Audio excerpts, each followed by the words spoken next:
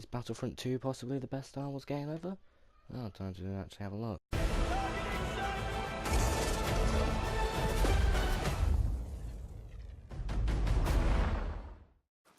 Let's start with the obvious things.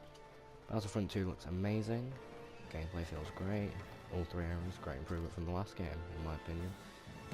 And is it just the game in general just feels way better than even the old Battlefronts.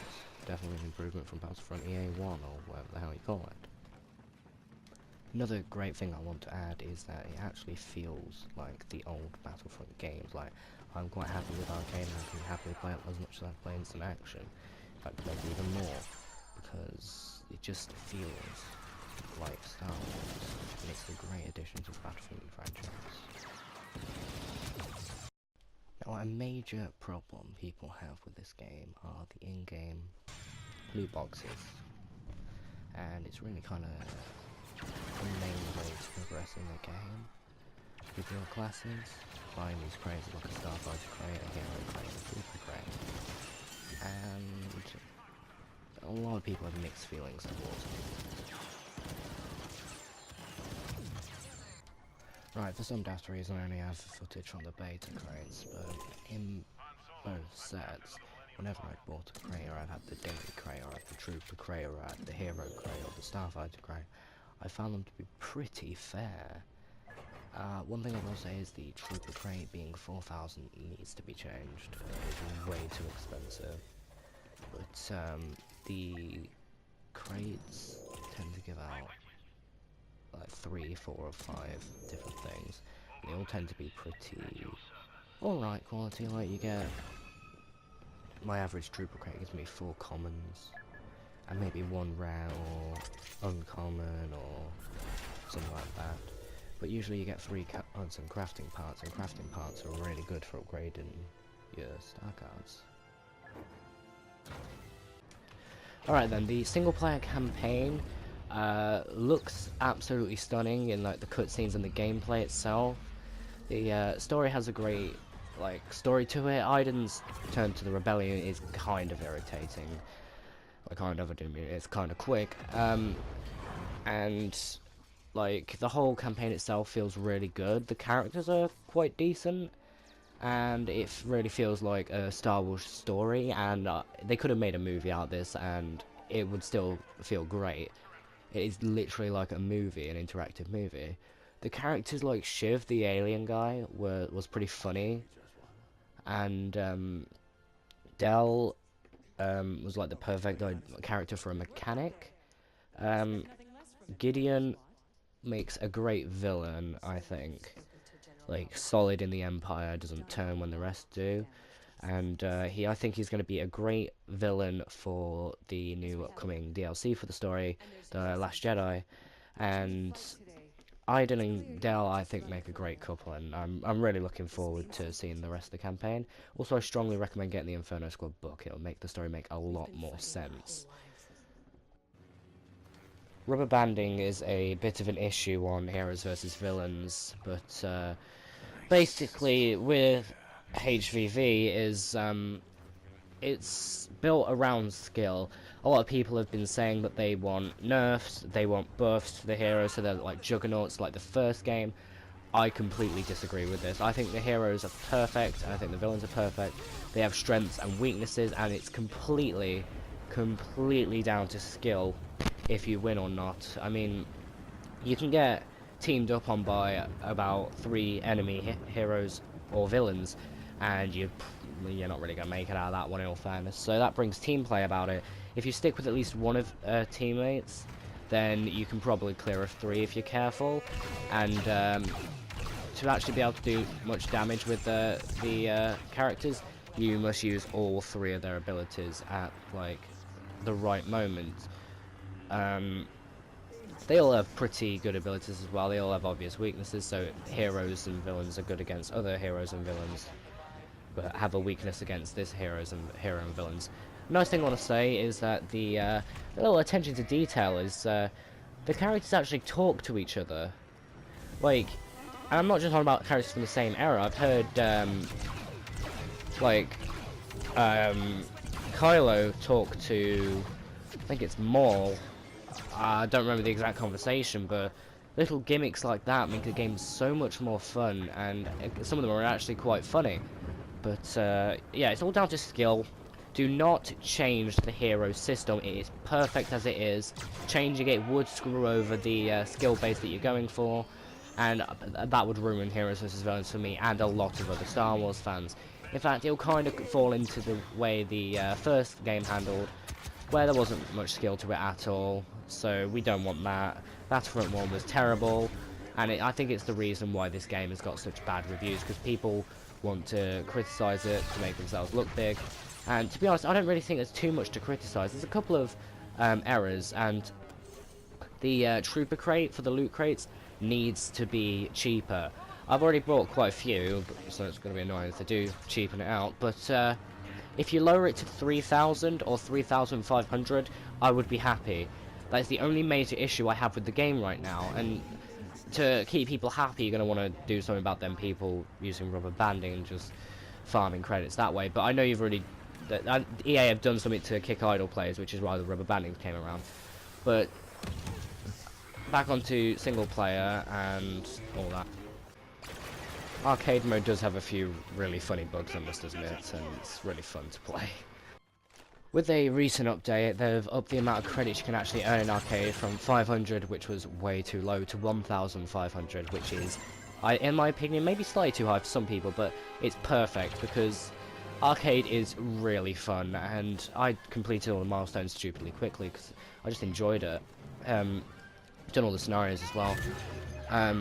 But now, with the increased credit limit, you can actually feel like you have more of a purpose to it. And personally, one of the funnest things to do in arcade is put yourself on one-hit kill, put the enemy on one-hit kill, set it to like expert, and actually try and eliminate as many enemies as you can. But you have to be really smart, and if you get too reckless, you're gone, and you've lost. Yeah,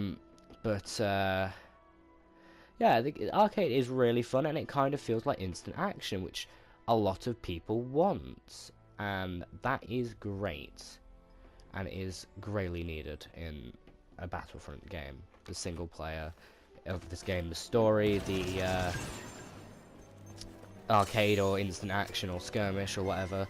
Skirmish in the first Battlefront was a bit shite, but it was made by two people in their spare time, you can't really blame it. It was a nice filler, I guess.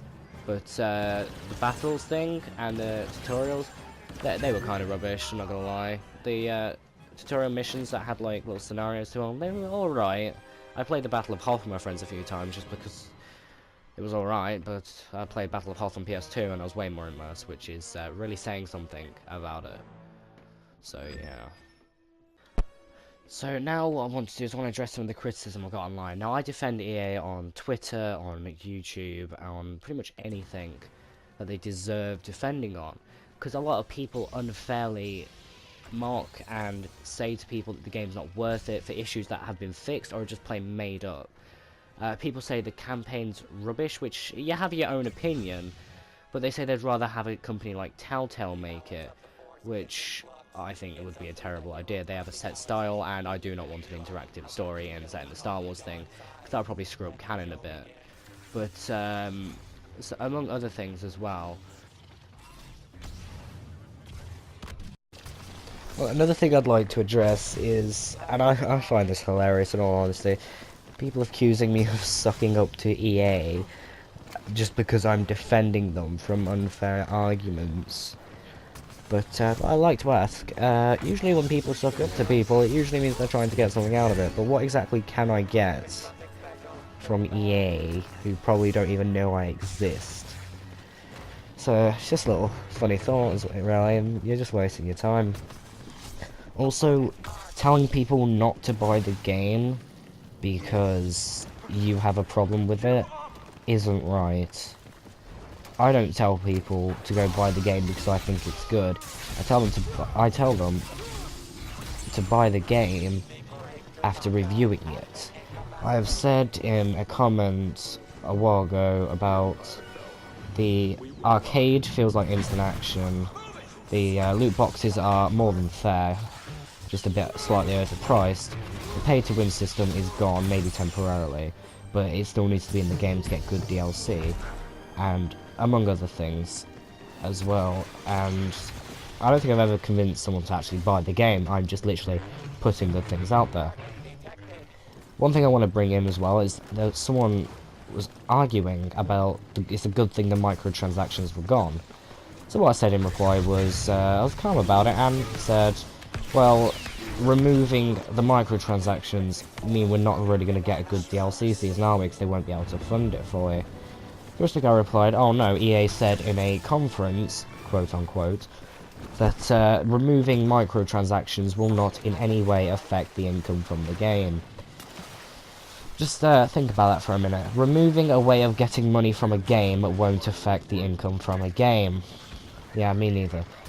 But the whole point of microtransactions or a season pass is to use that money to fund updates that include content, DLC, and the free DLC we're getting in Battlefront 2. By completely removing them and removing them permanently, people are complaining about all this. It's going to lead to few, like extremely few, probably like, I wouldn't be surprised if it goes past 4 DLC seasons, what they said around 8 is a goal. No free updates, adding like a single map at a time, and absolutely rubbish content in the DLC. Like the Crate DLC and Jakar were clearly being made when the game was released. Wasn't going to be able to make it this early, but things like this supposed General Grievous DLC, this customization update, they're probably going to be fairly good because they're being made quite early.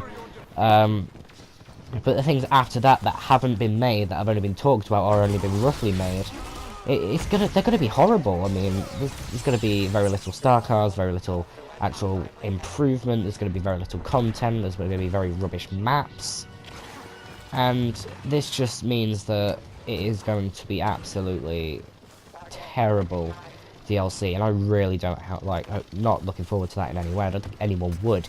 If you buy a game and it's expensive, you should be willing to buy that game, or you can just wait for the price to go down. The reason why this game is so expensive was because it cost so much to make, and they had plans for it after release.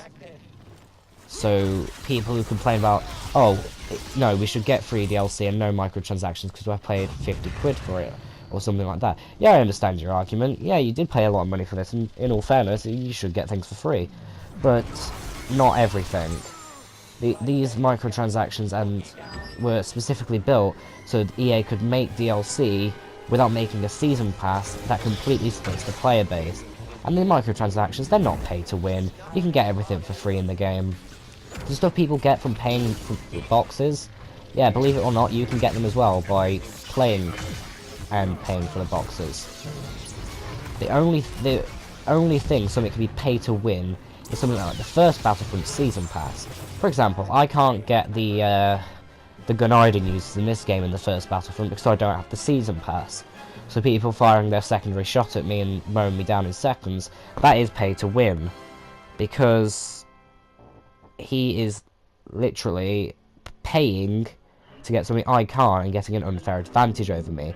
It's not speeding up progression like in this game. It's speeding up, sure, you'll have a small disadvantage, but it's nothing major. I never came across a star card that someone has that majorly affected their chances of beating me, or vice versa. The cards that I pick, one problem that I have with this game that absolutely irritates me is the current like friend system. Now the online group thing that they have in the game at the moment is half decent. I mean, me and my friends are able to link up and stay in the same game and join together and all that, but that's really all it does, and you can't join people in your group mid-match. You can't, people can't join a game efficiently enough. Well, I think with the first Battlefront, what it did was it reserved a spot for someone who's your partner who wasn't in the game. This doesn't, and if you don't join with the rest of your friends, instantly, when they all go together, you're probably going to have to wait in a queue, and being honest, no one really leaves games of this. Like, even Heroes vs. Villains, I played 3 of their team were rubber banding, and there was one guy playing. He didn't leave. We won 10-0, and he didn't leave. I think he got like, I don't think he even got any kills either. Like, we were going on mad rampages and all that. But yeah, the French system is something they need to beat, and I will compliment them though with the battle point system. It stops people from camping spawns. And I don't mean like spawn camping, like killing people spawning, like the hero pickup. I never bothered to learn where they came. If I came across one, I might even ignore it as well, because I didn't like the unfair advantage I had over people. But of course, there's some people that would literally sit in the Death Star DLC, the trash compactor room, pickup spawn in there.